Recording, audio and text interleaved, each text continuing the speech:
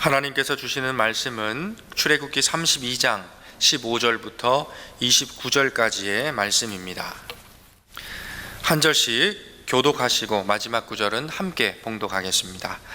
모세가 돌이켜 산에서 내려오는데 두 증거판이 그의 손에 있고 그 판의 양면 이쪽 저쪽에 글자가 있으니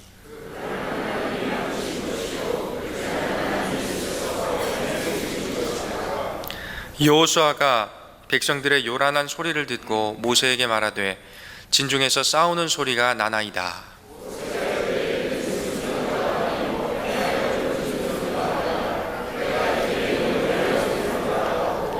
진에 가까이 이르러 그 송아지와 그 춤추는 것들을 보고 크게 노하여 손에서 그 판들을 산 아래로 던져 깨뜨리니라.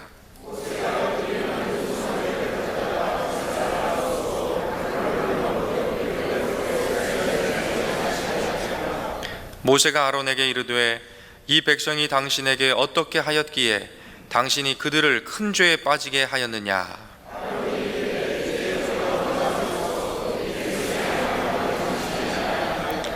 그들이 내게 말하기를 우리를 위하여 우리를 인도할 신을 만들라. 이 모세 곧 우리를 애굽 땅에서 인도하여 낸 사람은 어찌 되었는지 알 수 없노라 하기에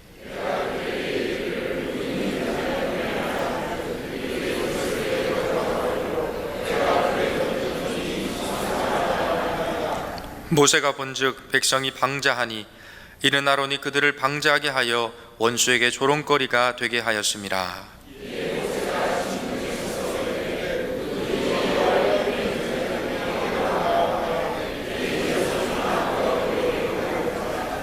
모세가 그들에게 이르되 이스라엘의 하나님 여호와께서 이렇게 말씀하시기를 너희는 각각 허리에 칼을 차고 진 이문에서 저 문까지 왕래하며 각 사람이 그 형제를 각 사람이 자기의 친구를 각 사람이 자기의 이웃을 죽이라 하셨느니라.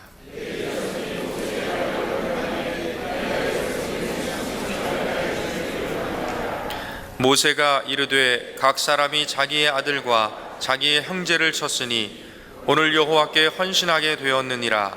그가 오늘 너희에게 복을 내리시리라. 아멘.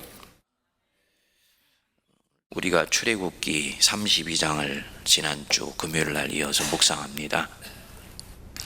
이 출애굽기 32장은 이 공동체를 어떻게 하나님 뜻에 합당하게 섬길 것인지에 대해서 두고두고 곱씹을 말씀입니다.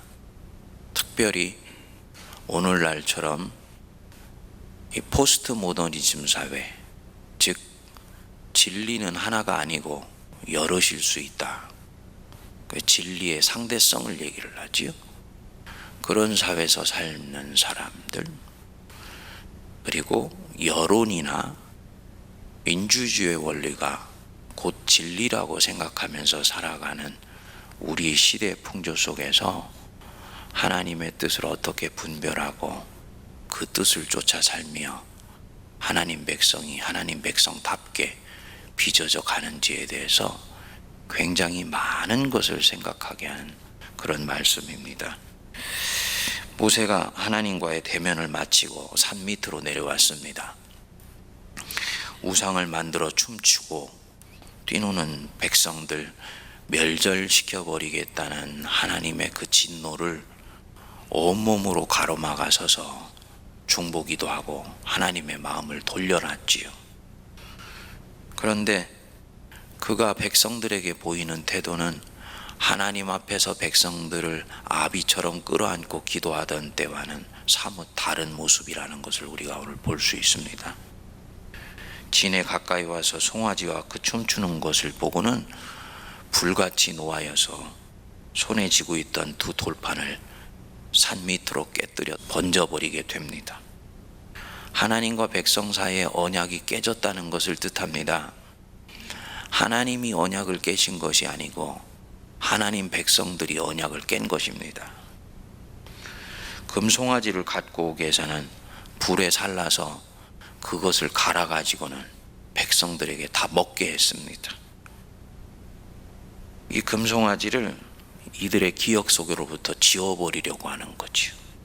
그리고 너희들이 만들어 모시고 섬기려고 했던 것이 얼마나 하잘것없는 것인지를 똑똑히 알아라. 그것은 갈아 마셔서 너희들의 내장 속에서 소화되는 정도밖에 되지 않는 것이다. 그거 보이려고 했던 것입니다. 그리고는 누구든지 여호와의 편에 있는 자는 내게로 나오라.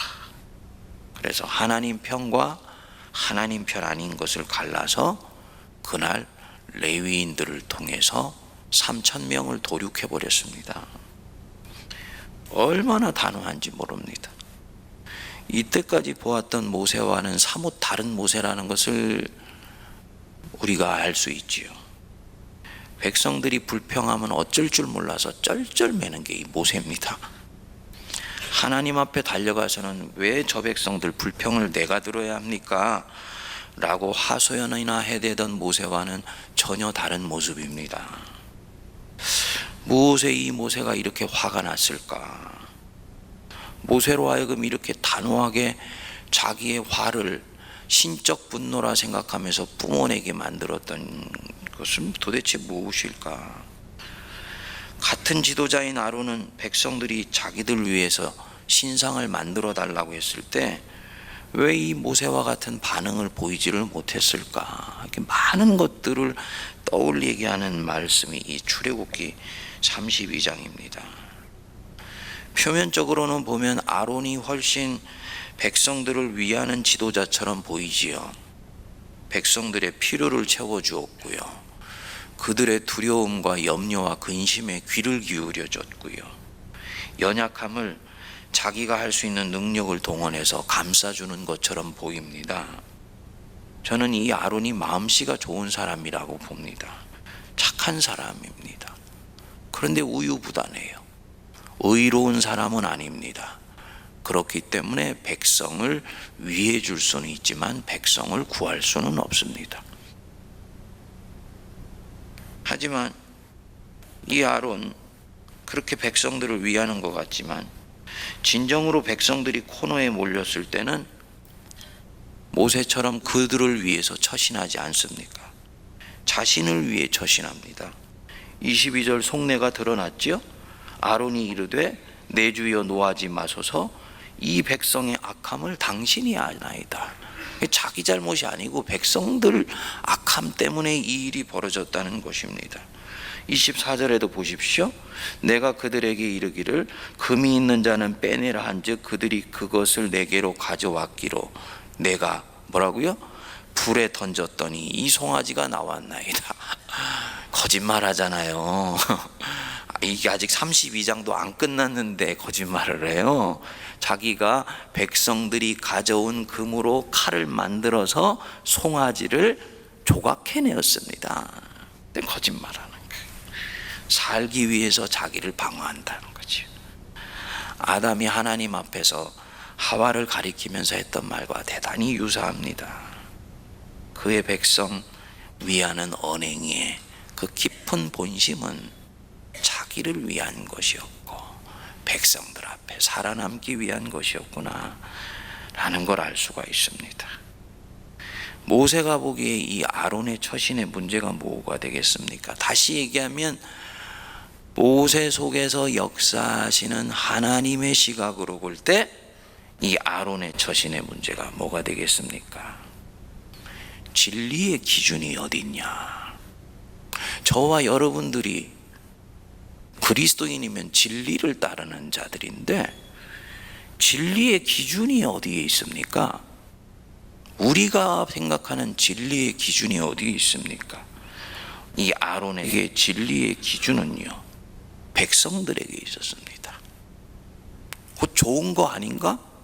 백성이 기준이지? 이 사람은 여기서 인본과 신본이 갈라지는 지점이 나옵니다. 이 백성이요, 하나님 앞에 깨어있는 백성이면 그 백성은 귀를 기울여야 돼. 근데 죄를 극복하지 못한 백성에게서 나오는 말은 하나님의 말씀과는 분별을 해서 구분을 해야 되는 것입니다. 이 아론은 진리의 기준이 죄를 극복하지 못한 백성들에게 있었기 때문에 결국은 그 백성들로 하여금 하나님을 경배하고 섬기는 백성으로 만든 것이 아니고 어떻게 만들었다고요? 25절 모세가 본즉 백성이 어떻게 하다고요? 방자하니 이는 아론이 그들을 방자하게 만들었다. 백성을 결국은 방자하게 만들었다.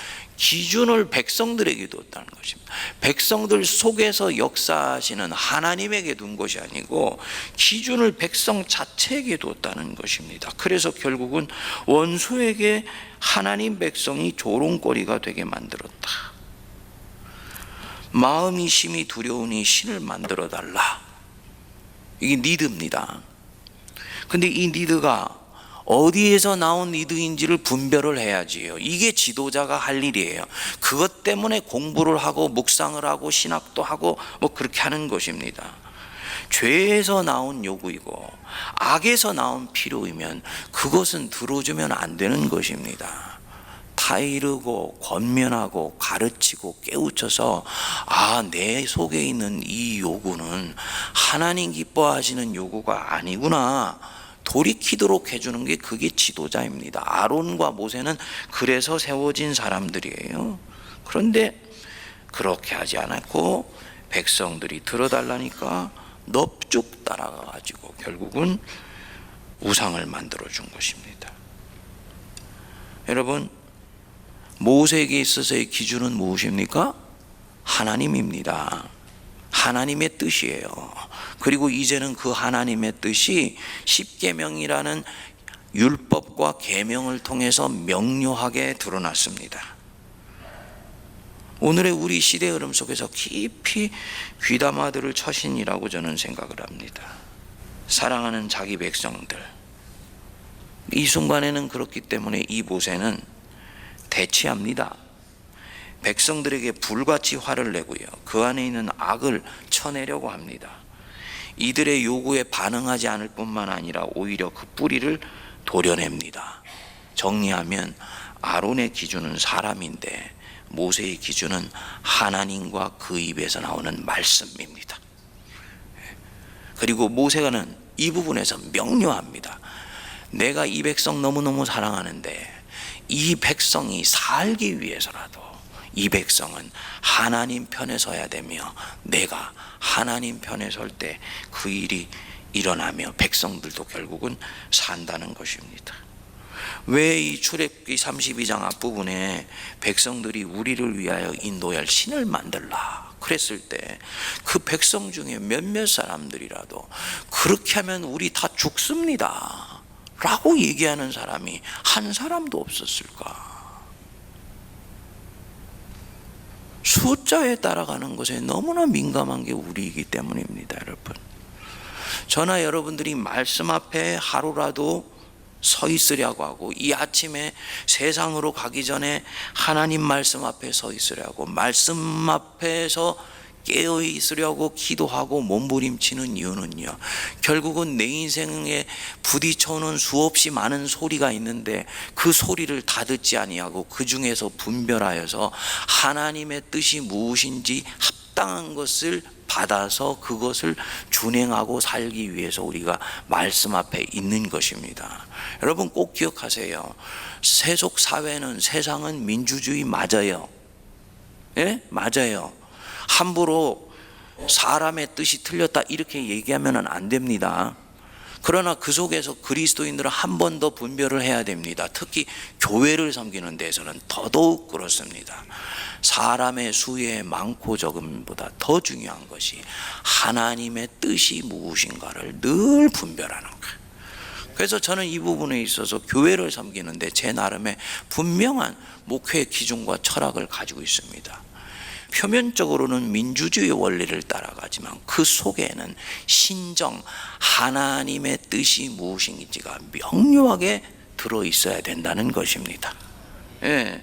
그래서 이것을 일컬어서 저는 신정론적 민주주의다라고 얘기를 하는 거예요. 이해가 되세요?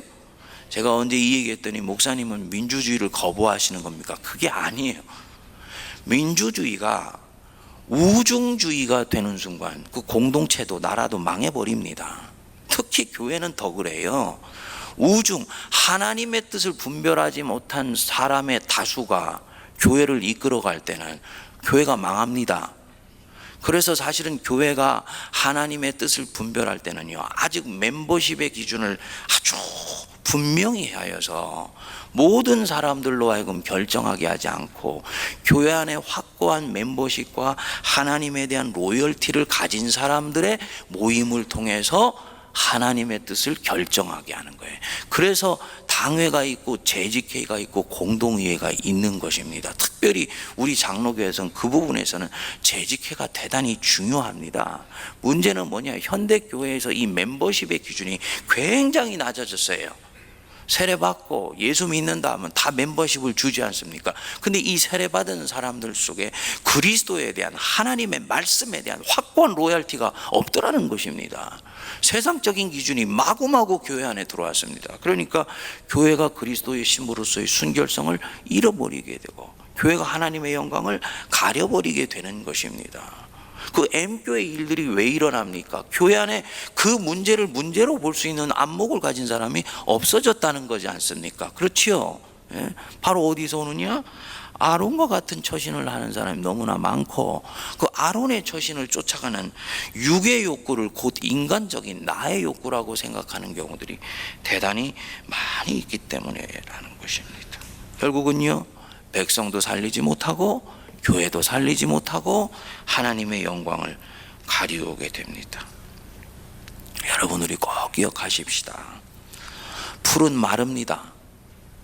꽃을 시듭니다. 모든 것들은 지나갑니다. 그러나 하나님의 말씀은 영원히 섭니다. 우상이라는 게 뭐냐? 하나님보다 높이 두는 게 우상이에요. 불상 앞에 절을 하고 제사법 차려놓고 절하는 게, 그건 표면적인 우상입니다. 그런 건 우리가 다 분별해냅니다. 진정한 우상은요, 우리 마음에 들어와 있는 우상이더라는 거지요. 지나가는 것을 영원할 것처럼 받들고 사는 것, 그게 우상이에요. 풀은 지나가고 꽃도 지나가고 보이는 것들은 다 지나갑니다. 인간이 만든 제도들 다 지나갑니다. 이념도 지나가고 사상도 지나가고 전통도 지나갑니다. 무엇만 영원합니까? 하나님과 그분의 말씀만 영원한 거예요. 또 영원한 것이 한 가지 더 있습니다. 이 세상도 그 정욕도 지나가되 오직 하나님의 뜻을 행하는 자는 영원히 서느니라. 하나님의 뜻을 준행하는 것이 그래서 중요한 것입니다. 사랑하는 여러분들, 혼란스러운 이 세상의 풍조 한복판에서 하나님의 뜻을 우리가 신실하게 준행하십시다. 그러기 위해서요, 하나님의 뜻이 무엇인지를 알아야 되고요, 하나님을 더 깊이 사랑해야 되고요, 그 뜻이 명료하게 아로새겨져 있는 하나님의 말씀을 곱씹고 묵상하고 내 안에 새겨서 오늘 우리 시대 안에 합당하게 적용해내는 그런 분별력 있는 성도들, 아론의 후예가 아니라 모세의 후예가 되는 우리 모두가 되기를 바랍니다. 기도하겠습니다.